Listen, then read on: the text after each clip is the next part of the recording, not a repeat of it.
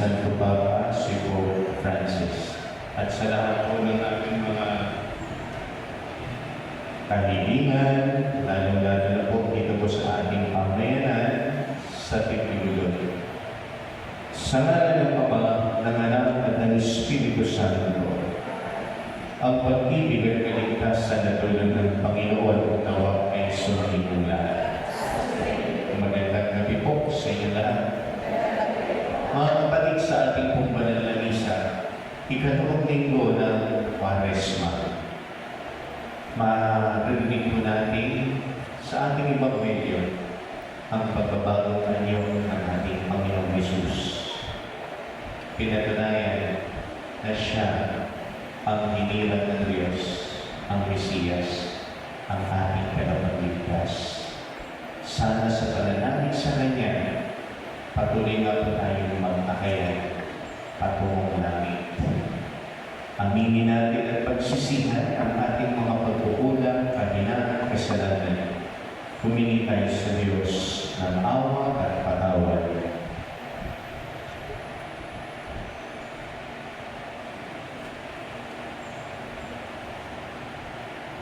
Panginoong Hesus, isinugo ka ng Ama bilang katuparan ng kanyang pangakong kaligtasan. Panginoon, kawan mo kami. Sa krus, inialay mo iyong buhay upang kami tubusin sa aming kasalanan bilang aming Mesiyas. Kristo, kawan mo kami. Tinatawag mo kami na maging iyong mga anak at magpakayan patungong langit. Panginoon, kawan mo kami. Kawan mo tayong lahat ng makapangyarihang Diyos. Patawarin sa ating mga kasalanan. Turuan tayo magpatawad sa mga nagkasala sa atin at patnubayan tayo sa buhay na walang hanggan. Manalangin tayo.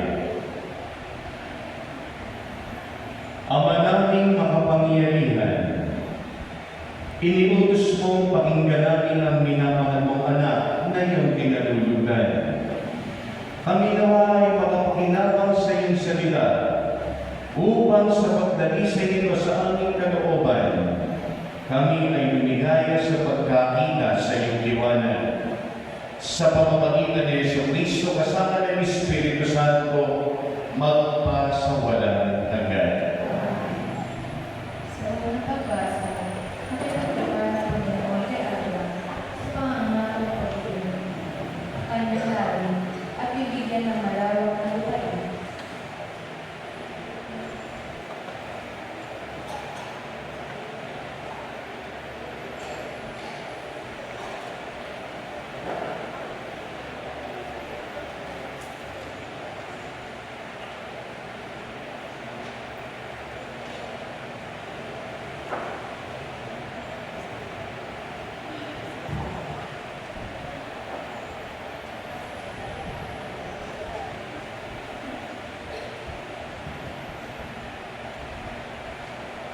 Ang salita ng Diyos mula sa aklat ng Genesis.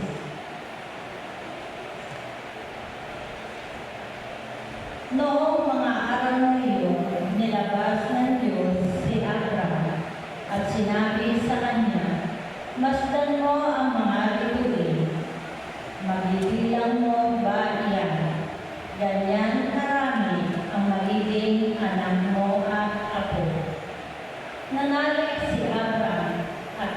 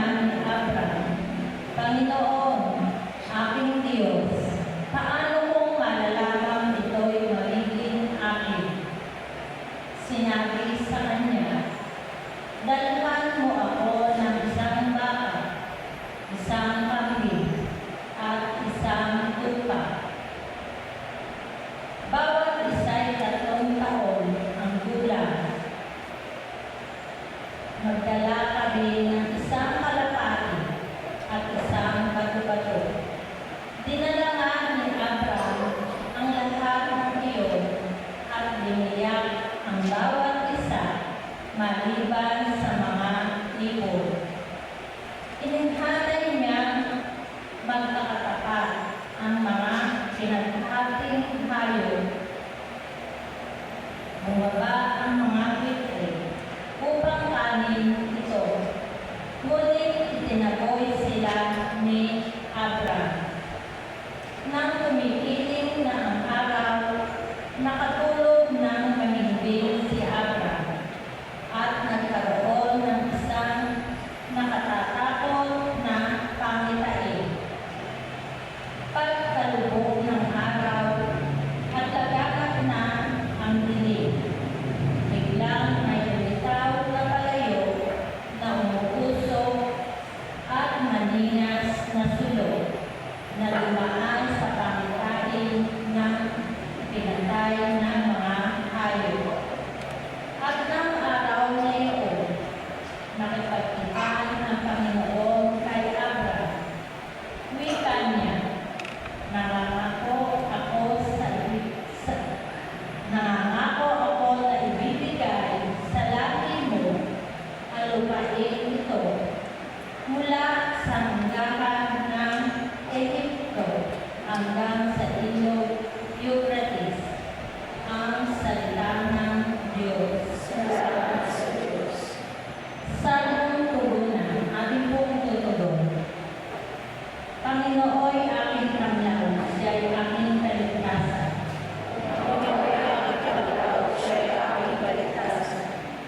Tanglakoy po ang puon aking kaligtasan, kaya walang takot ako kanino man. Sa mga panganib kanyang ingatan, kaya naman ako'y walang agang-agang. Tugon po. O Diyos, ako'y dinggin sa aking pagtawag. Lingatin mo ako sa aking mga bag. Ang paanyaya mo'y lumapit sa akin. Huwag kang magpupuli, itayin natin. Tugon po. Huwag kang magagalit, huwag mong itatakwil. Ako ang ulo mo at iyong alipin. Tagapagligtas ko, huwag akong lisanin. Tugon po. Ako'y nananalig na bago mamatay. Masasaksihan ko ang iyong kabutihan na igagawad mo sa mga inirang. Sa Panginoong Diyos tayo magtiwala. Ating patatagin ang paniniwala. Tayo ay umasa sa kanyang kanina. Tugon po. Sa ikalawang pagbasa, sa pagtuturo ni Apostol San Pablo sa mga itinuturo niyang kapatid, sinabi niya ang langit naman ang ating tunay na bahay.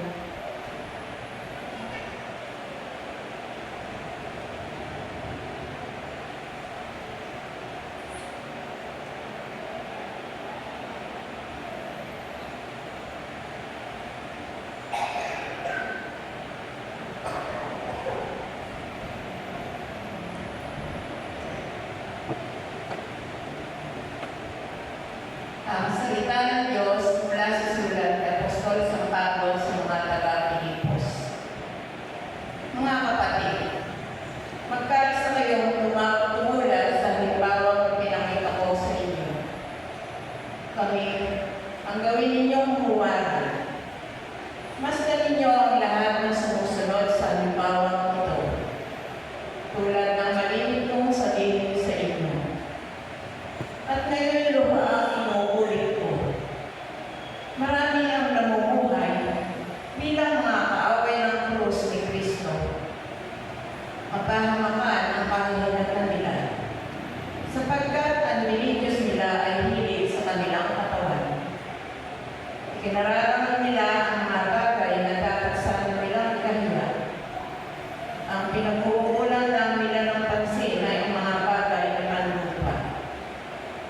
Sa kabilang dako, ang langit ang tunay nating bayan. Mula roon, hinihintay natin may pananabik ang Panginoong Jesucristo, ang ating tagapagligtas. Pagdating ng araw na iyon, babaguhin niya ang ating katawang lupa at gagawing maluwalhati.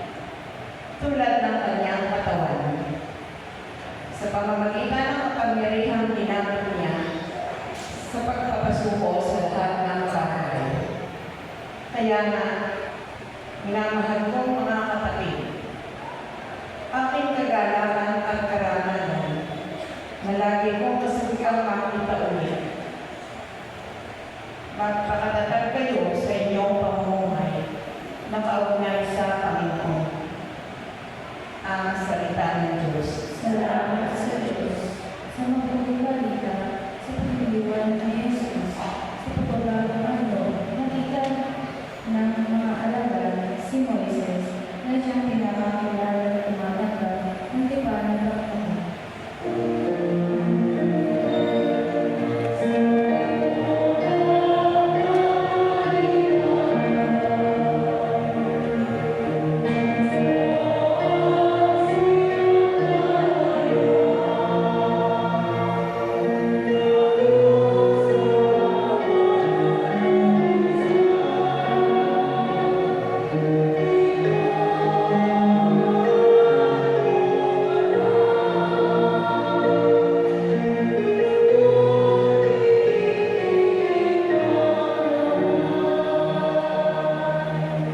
Sumainyo ang Panginoon.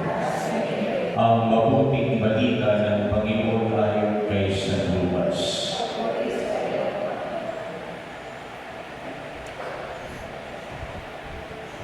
Noong panahon ngayon, umakyat si Jesus sa mundo upang manalangin. Isinama niya sina Pedro at Santiago. Samantalang siya'y nananalangin, nagbago ang anyo ng kanyang ubat. Nagdingning ang kanyang kasuotan, naging puting-puti. Di ka rin sa isa'y lumitaw ang dalawang lalaki, sina Moises at Elias, na napakita ng may kanindigan at nakikipag-usap sa kanya. Pinag-uusapan nila ang nalalapit na pagpano ni Jesus na magaganap sa Jerusalem. Tulog na tulog si Pedro at ang kanyang mga kasama.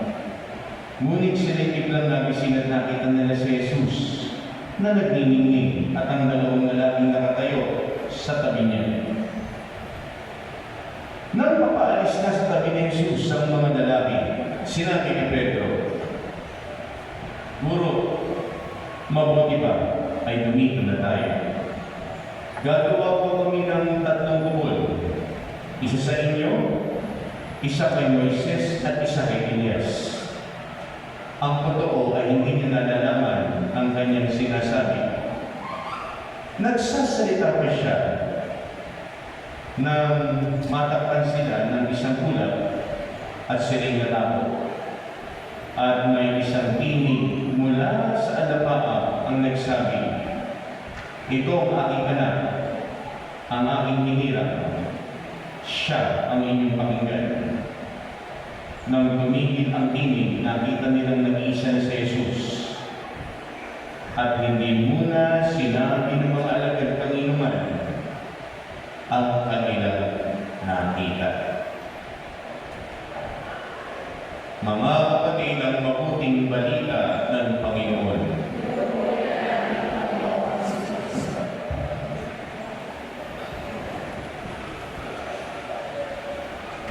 Muli, isang magandang gabi po sa inyo lahat.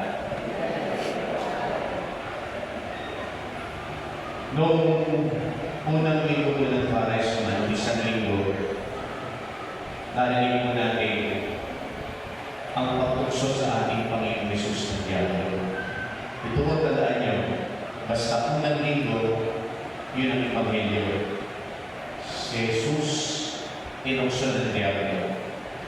Pagka naman ikalawang linggo ng Kwaresma, ang marinig natin ay ang pagbabagong anyo ng ating Panginoon Jesus. Ano ba ang itinuturo? Siguro simulan muna natin. Nung nakita ni Pedro, si Jesus ay nagniningning at kung paalis na yung dalawang lalaki, si Moises at si Elias. Sabi mo ni Pedro, "Guro, lumito na po tayo. Huwag na tayo lumawa. Gagawa po ako ng 3 kubol. Isa sa inyo, isa kay Moises, at sa Elias. Sinabi ko, hindi alam ni Pedro ang sinasabi niya. At isang tinig ang nagsabi, ikaw minamahal ko na lubos kong pinalulunan. Doon po sa gusto mangyari Pedro, ayaw na nila bumaba sa bundok. Gusto po nila, doon na lang sila. Dahil naranasan po nila ang kalintingan ng ating Panginoong Yesus. Pero hindi po yung plan ng Diyos. Dahil kailangan po nila bumalik dahil si Jesus ay magpapasa ng krus. Siya'y mamamatay sa krus at muling mabubuhay. Tulad po nung sinabi ko sa inyong nakaraan, ang mahal na araw ay para sa atin upang ipakita ng Diyos kung gaano niya tayo mamahal. Pero gusto ipakita sa atin na kailangan daanan din natin ang krus. Tayo mamatay dahil meron muling pagkabuhay. Kaya ko pinaalala sa inyo kasi meron po isang sekta kamukha ni Pedro. Ayaw na kong dumaan sa pagkabago sa krus. Ang gusto na lang po ay muling pagkabuhay. Ito po yung sekta na ayaw tanggapin yung tanda ng krus. Kasi yung krus, itanda ng paghihirap. Sandali. Mahal mo na yung ating pananampalataya kung si Jesus ay hindi mamatay sa krus. At bali wala po ang krus kung walang ipinakang Kristo. Kaya ipinapakita ko sa atin ang ilang mga katotohanan sa pagbabago ng ating Panginoon. Unang tinuturo ko sa atin na si Jesus na ang Mesiyas. Siya ang binirang ng Diyos. Pakinggan natin siya. Kaya huwag po tayong magdulat dahil totoo si Jesus ang binirang ng Diyos. At ang katotohanan ko yung isang sekta, pinipilit po nilang sabihin, ito ang sinumbang tinatag ni Kristo. Sila daw ang iglesia ni Kristo. Pero huwag ka, hindi mo sila naniniwala kay Kristo. Na si Kristo daw ay Diyos, hindi sila naniniwala. Sandali. You can give what you do not have. Paano mo maibibigay kung hindi ka naniniwala? Kaya tinuturo ko sa atin ang Diyos na mismo ang nagpatotoo. Ito ang minamahal kong anak. Siya ang aking hinirang. Pakinggan natin siya. Wala nang ibang isinugo ang Diyos, kundi ang ating Panginoong Yesus, ang kanyang anak. Yun po yung una. Ikalawang tinuturo sa atin, sige, naniwala. Pero sana yung pagtitiwala natin magdulog sa atin ng pagbabago. Kasi, pansinin niyo po si Jesus, nung siya ay nanalangin, nagtingning ang kanyang luha, puti-puti ang kanyang damit. Ibig sabihin, nagkaroon ng pagbabago sa kanya doon sa kanyang pagdarasal. Saan daw ganoon din tayo? Sa pagbabalik natin sa Diyos, sa pananalig natin sa Kanya, magdulot din ito sa atin ang pagbabago. Hindi pwede na lalapit ka sa Kanya, nananalig ka sa Kanya, pero wala nagbago sa iyo. Meron ko wala yung pwede sa iyo kung natatandaan niyo. Sa Quiapo, may nagdasal. Lord, thank you po. Hindi mo kinakawin ng polis. Kasi nagdarasal, snatcher. Snatcher. Lord, sana po bukas, malaking daw ng wallet na mag-snatch ko. Alam niyo po, sabi ko isang tingin, pasalamat ka. Sabi ko ng snatcher, kaya ako ko Lord na hindi ko. Araw-araw, pumupunta ako sa Quiapo para magpasalamat sa iyo. Salamat po at hindi niyo ako pinababayaan. Salamat po, binigyan niyo po ng lakas upang makatakbo ka ng matuloy.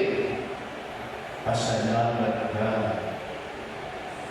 Yes, Lord. Palagi mo kang papasalamat sa iyo. huwag mo kong pababayaan. Sabi ko nung ibig, kasalanan ka, napapakot pa ako kung hindi sinipan na bigat. Isipin niyo po, magdarasal ka lang hindi maganda. Hindi.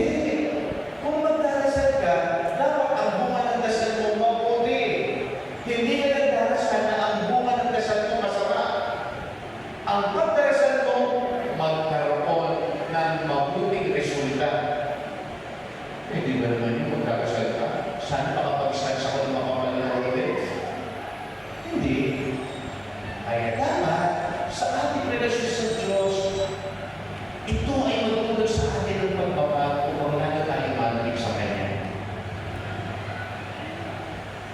At ikatlo, sa pagbabago ng ating Panginoon Jesus, kailangan nilang bumalik at magtutuhin ang kanyang misyon.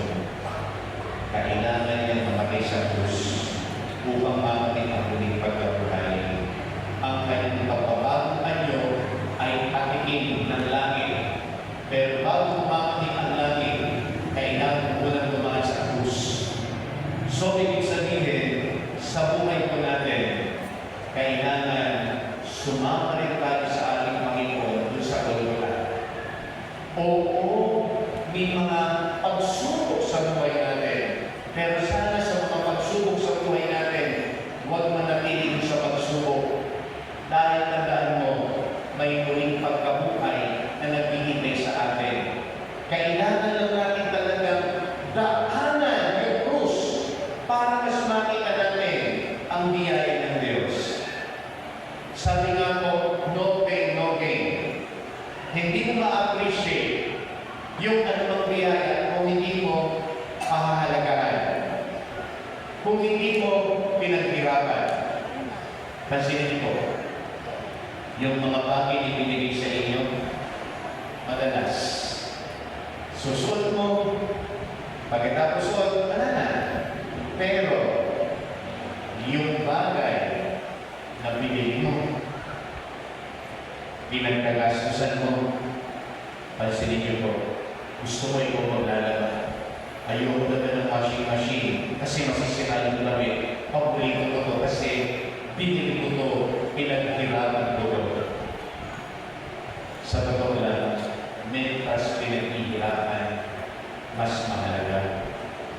Kaya yun ang pinakita ng ating Panginoon. Dahil aamin siya ng kanyang buhay para sa ating lahat. Dahil tayo ay mahalaga. Sana maging daluyan din tayo ng biyaya ng Diyos. Harapin din natin ang Diyos. Bilang pagmuli, meron din po ito yung kwento sa inyo. Matagal na rin po ito. Yung pamilya mo ng mundo na mag-isa. Pagdating po sa taas ng mundo, nagulas siya. Buti na lang nakakapit siya sa puno. Sigaw po siya ng sigaw, walang nakakarinig sa kanya. Walang nakakarinig sa kanya. Hanggang tumingala siya sa langit. Ang sabi niya, Lord, wala akong nakakarinig sa akin. Kayo na lang. Pakinggan niyo po ako. Kailangan ko po ang tulong ninyo. Sabi ko ng tinig, handa ko ng sumunod, sasabihin ko sa iyo, yes, Lord! Kung ano sasabihin mo, susunod ako. Sigurado ka ba? Yes, Lord! Sabihin mo lang, gagawin ko. Sabi mo ni Lord, CJ, bumitaw ka. Tumingin po siya sa kanan, tumingin po siya sa kaliwang mataas. Sumigaw po ni Charlotte, dito po sigaw niya, wala bang ibang Diyos dyan? Naghanap po ng ibang Diyos. Kasi pakiramdam niya, ipapahamak siya ng Diyos. Hindi yun. Dahil kailan, hindi ka ipapahamak ng Diyos. Maniwala lang po tayo na bago natin parating ang langit, kailangan natin daanan ng krus. Sa likod ng mga pagsubok na ito, magtatagumpay tayo dahil sa Diyos. Tayo ay mahalap din yan tulad ni Jesus. Makinig tayo sa Kanya. Amen. Payag natin ang ating pananampalataya. Sumasampalataya ako sa Diyos na makapangyarihan sa lahat.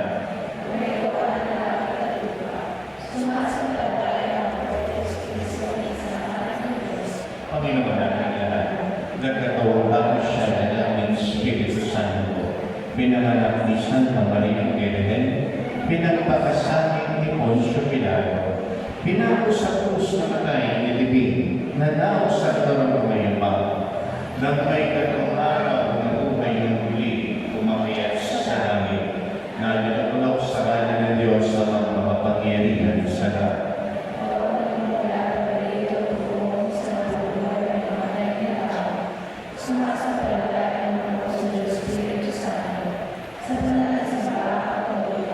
Sama-sama ng mga banal sa pagkakawalan ng mga kasalanan, sa pagkabuhay ng muli ng matay na tao, at sa buhay na walang hanggan. Panalangin ng bayan, mga kapatid, manalangin tayong may pag-asa, balang araw, makikibahagi rin tayo sa kalawalatian ng Diyos, sa tagumpay ni Kristo. Samahan natin siya hanggang sa Golgotha at sa muling magkabuhay. Sa bawat kahilingan ng ating pumitutugon, Panginoon, bayan mo'y iyong kahabagan. Panginoon, bayan mo'y iyong kahabagan. Patuloy daw ang nakikinig ni Kristo, ang simbahan ng mga pagulong nito. Nalangin tayo sa Panginoon. Panginoon, bayan mo iyong kahabagan. Iyonaran nawa ng Kristo, ang matitigil na labas, at tumatawag ng mga bansa. Nalangin tayo sa Panginoon. Panginoon, bayan mo'y iyong kahabagan. Puspusin nawa ng pag-asa kay Kristo, ang mga nagdurusa at nagdulungan sa buhay na ito. Nalangin tayo sa Panginoon. Panginoon, bayan mo'y iyong kahabagan. Patutuhan na walang pagtitipo kayo, ang kaninginan ng pagmamahal ng Diyos. Nalangin tayo sa Panginoon. Panginoon, bayan mo'y iyong kahabagan. Tagtalawa ng mga lumako sa kabilang buhay ng kalwatian ng Diyos. Nalangin tayo sa Panginoon. Panginoon, bayan mo'y iyong kahabagan. Sandali mong katahimikan para po sa ating mga natataking kahilingan. Sama na rin po natin sa ating panalangin ang mga nag-alay, naghandog at papasalamat sa ating banal na misa.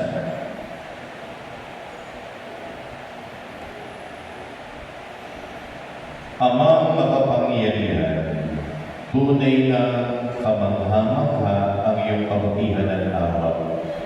Pakinggan nawa namin lagi ang kanyang salita at gawa, upang kami rin ang iyong lubhang kalugdan. Sa pamagitan din niya, Yesu Kristong aming Panginoon.